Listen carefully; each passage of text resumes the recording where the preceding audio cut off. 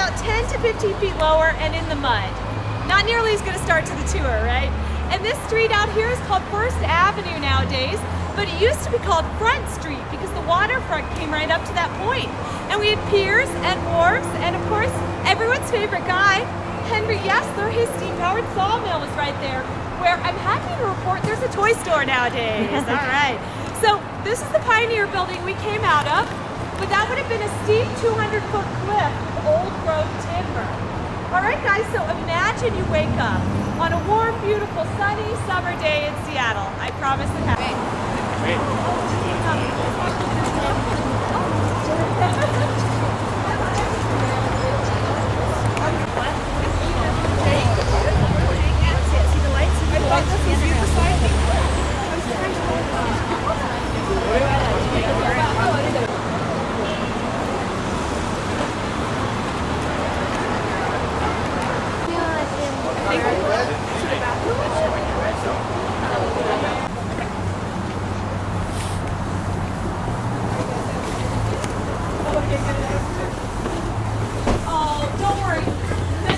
We don't see too many with the groups, yeah, because they're scared of the loud noises and stuff. Hey guys, welcome underground here. Yep. We're gonna head through that doorway and meet by the big picture on the right-hand side. Hey, welcome.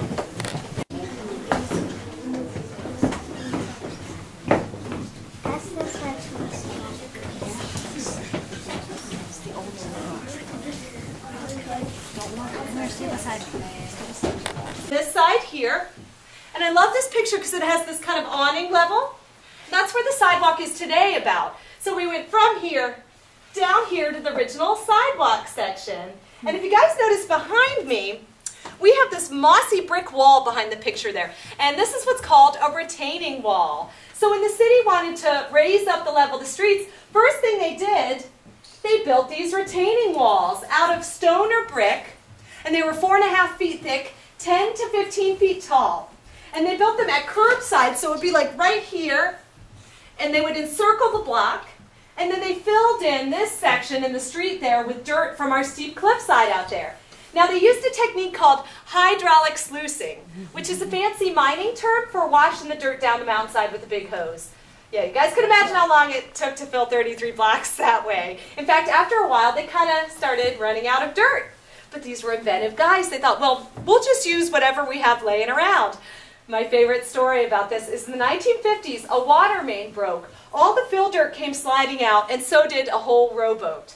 I guess they were getting ready for the next flood. They were putting in their canoes, wagons, trash, debris. It all worked to fill in the gaps. Okay. Business building? Or would that be a house? Don't know where that came from. Okay, everybody have a good spot here? All right, great. So this is one of the original skylights the city put in when they brought the sidewalks over top. And you might be wondering why they did that. Well, they did that because we had a working business down here. If you guys look at the rounded brick walls behind you in the middle of the room, that was the original first level entrance for the Scandinavian American Bank building. Nowadays,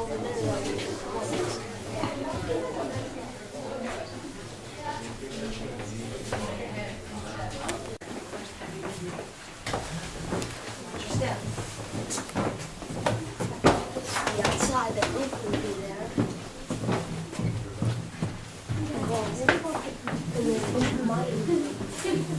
They would mine above ground.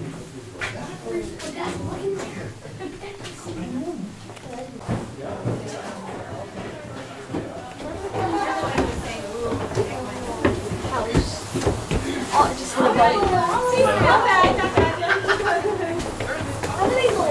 oh yeah, I don't. Insulation maybe? It's not basement section that's a little bit wider. So okay, good. Just let me get a second. So one of the things they did to help take care of their drainage and sewage and flooding issues while they were doing the regrading project, and why it doesn't flood down there today when we have high tide, they built 8 seawalls out there on Elliott Bay to help push up and support the land. We like to think of it as Seattle's working bra. Well, we must not have been as valuable here. So guys, we've got the green, so we are going to head across here.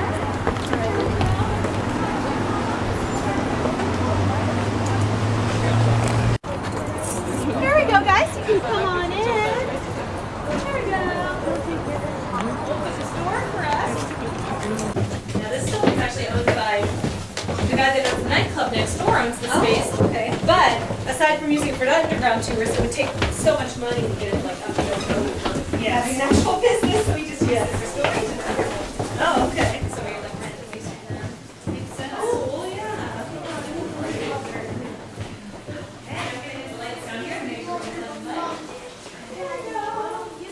Okay, guys, I'm sure you noticed the flooring here. Sawdust landfill, not a good idea. It's organic. It shifts and decomposes over time. Creates this buckling effect. A little bit later on, we'll see a section that is actually sunk because the sawdust landfill's over. Don't do it. I'm going to go behind the bar here.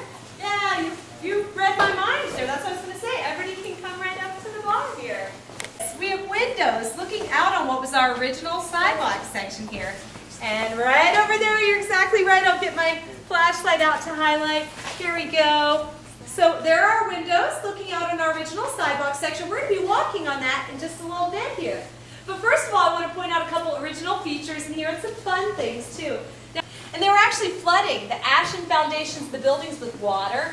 So the workmen could start working again right away without burning their feet. That's how quickly they wanted to get rebuilding. Sons the profits, make that money.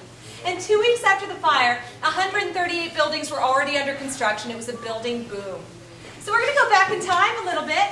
Here's 1860s Seattle. So this is what, you have a question there? Isn't a boom or for building bad, like the Oh, fire? it would be, you're right. Actually, I'm talking about a boom as in like, they start having a whole bunch of know. stuff going up. Oh, okay.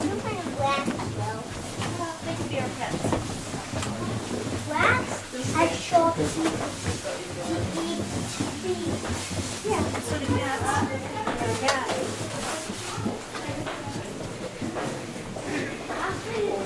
pretty guys. We have like 4.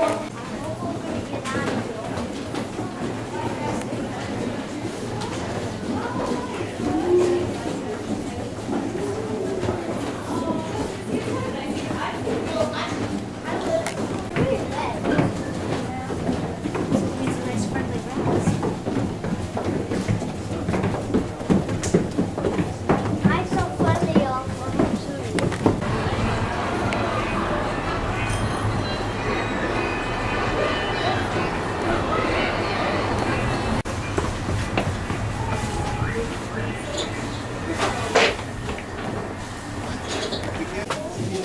That's sharp. Take one off for an axe head.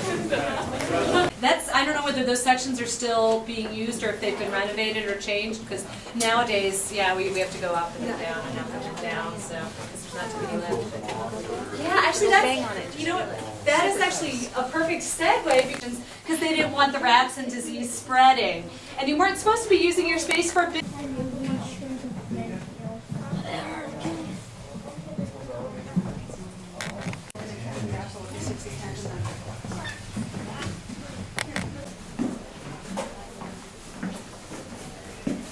Ew. Did you get candy apple?